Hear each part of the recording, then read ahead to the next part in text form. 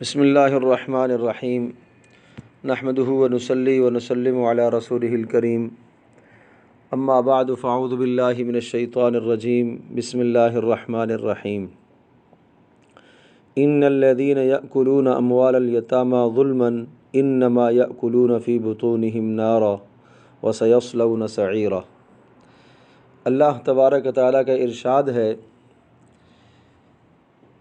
کہ جو لوگ یتیموں کا مال ناحق طریقے سے کھاتے ہیں وہ لوگ اپنے پیٹوں میں آگ ہی بھر رہے ہیں اور یہ لوگ عنقریب آگ میں داخل ہوں گے۔ ان الذین یأکلون اموال الیتامی، وہ لوگ جو یتیموں کا مال کھاتے ہیں ناحق طریقے سے، ناجائز طریقے سے یتیموں کا مال کھاتے ہیں، ان کا حق نہیں ہے، زبردستی کر کے، جبر کر کے، کوئی ہیلہ سازی کر کے یتیموں کا مال ہڑپ کر جاتے ہیں۔ انما یأکلون فی بطونہم نارا، وہ اپنے پیٹوں میں آگ بھر رہے ہیں، یعنی جہنم کی آگ اپنے پیٹوں کے اندر بھر رہے ہیں، ایسے اسباب پیدا کر رہے ہیں کہ وہ اسباب انہیں جہنم کی طرف لے کر جائیں گے۔ وَسَيَصْلَوْنَ سَعِيرًا، اور عنقریب یہ آگ ہی میں داخل کیے جائیں گے۔ مفسرین نے لکھا ہے کہ ایسے لوگ جیسے ہی جہنم کے قریب جائیں گے ایک دم سے ان کے پیٹوں سے آگ بھڑک کر باہر نکلے گی اور جہنم کی آگ ان کو لگ جائے گی۔ جس طرح سے دنیا میں کوئی آتش گیر مادہ ہوتا ہے اور اس کی طرف آگ ایک دم سے بھڑک کے آتی ہے، اسی طرح سے ایسے لوگوں کی طرف جہنم کی آگ بھی بھڑک کر آئے گی۔ اللہ تبارک و تعالی ہماری حفاظت فرمائے۔ حدیث نبوی ہے، المجالس بالامانہ، المجالس بالامانہ، المجالس بالامانہ، مجلس کی باتیں امانت ہوا کرتی ہیں، مجلس کی باتیں امانت ہوا کرتی ہیں۔ یعنی کسی شخص نے آپ سے کوئی مشورہ طلب کیا ہے اور کوئی بات آپ سے راز کی ذکر کی ہے تو وہ بات آپ کے پاس امانت ہے، اس امانت کو اپنے پاس محفوظ رکھا جائے، اس کے راز کو فاش نہ کیا جائے، اس کے راز کی پاسداری کی جائے۔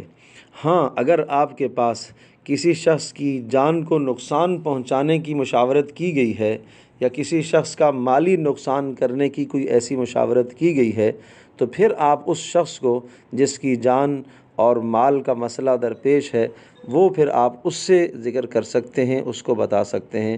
باقی عمومی طور پر مجالس کی باتیں امانت ہوا کرتی ہیں، گھر کی باتیں بھی امانت ہوا کرتی ہیں، میاں بیوی کی باہمی باتیں بھی امانت ہوا کرتی ہیں، راز کی باتیں یہ امانت ہوا کرتی ہیں۔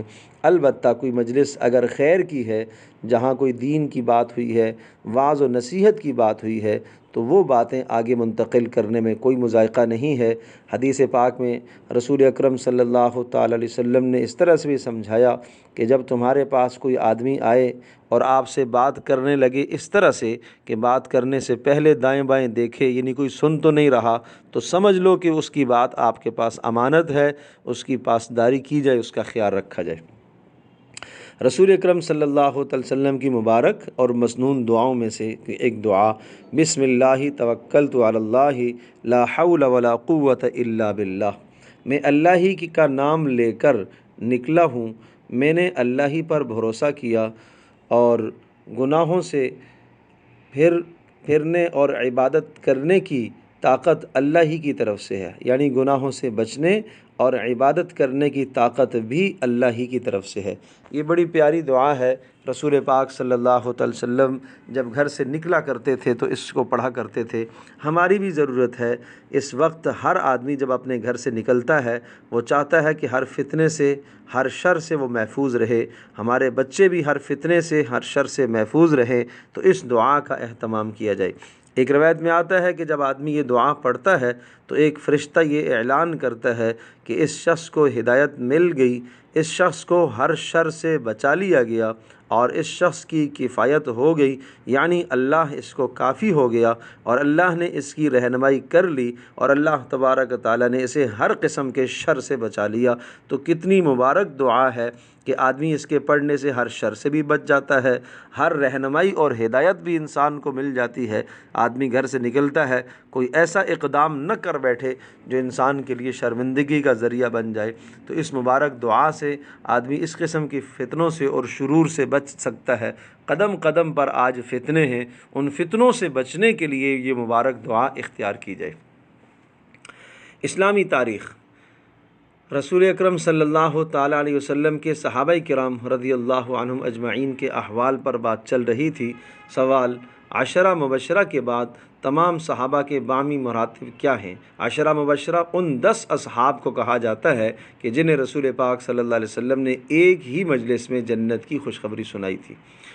تو جواب یہ ہے کہ عشرہ مبشرہ کے بعد اصحاب بدر کا مقام ہے، یعنی وہ ان اصحاب کا جنہوں نے جنگ بدر میں رسول پاک صلی اللہ تعالیٰ علیہ وسلم کے ساتھ شرکت فرمائی، اور پھر اصحاب احد کا مقام ہے، یعنی ان اصحاب کا جنہوں نے رسول پاک صلی اللہ تعالیٰ علیہ وسلم کے ساتھ مل کر جنگ احد میں شمولیت اختیار کی۔ اور پھر اس کے بعد اصحاب بیت رضوان یعنی ان اصحاب کا مقام ہے جو صلح حدیبیہ کے موقع پر رسول اکرم صلی اللہ تعالیٰ علیہ وسلم کے ساتھ تھے۔ اور پھر اس کے بعد ان اصحاب کا مقام اور مرتبہ ہے جو مکہ فتح ہونے سے پہلے ہی ایمان لے آئے، اور اس کے بعد عمومی طور پر سب صحابہ کا مقام ہے۔ تو یہ صحابہ کے باہمی مراتب ہیں، ان مراتب کو بھی سمجھنا چاہیے۔ سوال: دو ایسے فضائل یا فضیلتیں بتائیں جو تمام صحابہ کرام رضی اللہ عنہم اجمعین کو شامل ہوں، یعنی ان کے باہمی مراتب تو ضرور ہیں لیکن ایسی کوئی فضیلتیں جو سب کے سب صحابہ کو شامل ہو۔ جواب: دو ایسی فضیلتیں۔ نمبر 1، وَكُلًّا وَعَدَ اللَّهُ الْحُسْنَى، اللہ نے ارشاد فرمایا، اللہ تبارک تعالیٰ نے سب صحابہ کے ساتھ مغفرت اور جنت کا وعدہ فرمایا ہے۔ سب کے سب صحابہ جنتی ہیں، اللہ کا ارشاد ہے وَكُلًّا وَعَدَ اللَّهُ الْحُسْنَى، سب کے ساتھ اللہ پاک نے جنت کا وعدہ فرمایا۔ اللہ پاک نے سب کو گناہوں سے محفوظ رکھا ہوا ہے، اگر کسی سے کوئی گناہ سرزد ہوا بھی تو اللہ تبارک تعالیٰ نے انہیں مرنے سے پہلے توبہ کی توفیق عطا فرمائی، اور اللہ تبارک تعالیٰ نے ان کی توبہ کو قبول بھی فرمایا اور پھر ان کے لیے جنت کا فیصلہ فرمایا۔ اور دوسری فضیلت، رضی اللہ عنہم ورضوا عنہ، وہ اللہ ان سے خوش رہے گا اور وہ اللہ سے خوش رہیں گے، اور اللہ ان سے راضی ہو گیا اور وہ اللہ پاک سے راضی ہو گئے۔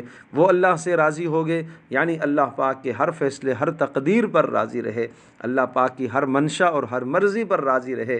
جس طرح سے اللہ پاک نے ان کو رکھا ہے، مشقت میں رکھا ہے، تنگی اور تکلیف میں رکھا ہے، راحت میں رکھا ہے، جس حال میں بھی اللہ پاک نے رکھا ہے، وہ ہمیشہ اللہ پاک کے فیصلے پر راضی رہے۔ ایک مومن کی شان یہی ہونی چاہیے کہ وہ ہمیشہ اللہ پاک کے فیصلے پر راضی رہے۔ طب نبوی سے علاج، رسول اکرم صلی اللہ تعالیٰ علیہ وسلم امت کے لیے راہبر، رہنما، ہادی، معلم، مربی ہیں۔ حضرت صلی اللہ تعالیٰ علیہ وسلم نے اپنی امت کو کبھی کبھی ایسی باتیں بھی ضرور بتائی ہیں جن سے دنیا کے اعتبار سے بھی بے شمار فوائد حاصل ہوتے ہیں۔ طب کے متعلق یعنی جسمانی علاج سے متعلق بھی آپ علیہ الصلوۃ والسلام نے باتیں ارشاد فرمائی ہیں۔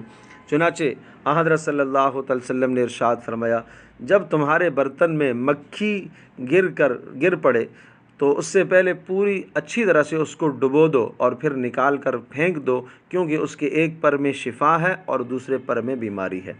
عام طور پر مکھی کی خصلت اور عادت یہ ہے کہ وہ انسان کو نقصان پہنچانے کی کوشش کرتی ہے، اور جب وہ کسی بھی چیز کے اندر، پانی میں، دودھ میں، چائے میں، کسی بھی چیز میں گر پڑتی ہے تو عام طور پر اسی پر کو وہ آگے کرتی ہے جس کے اندر بیماری ہے۔ تو رسول پاک صلی اللہ علیہ وسلم نے بتایا کہ اس کے ایک پر میں بیماری ہے اور دوسرے میں شفا ہے، تو پورا اس کو ڈبو دو، تو جو بیماری کا اثر اس کے اندر آیا ہے، پورا ڈبو دینے کے ذریعے سے دوسرے پر سے شفا کا اثر بھی اس چیز کے اندر چلا جائے گا، لہٰذا معاملہ برابر ہو جائے گا، اب وہ تمہارے لیے کوئی مضر نہیں ہے۔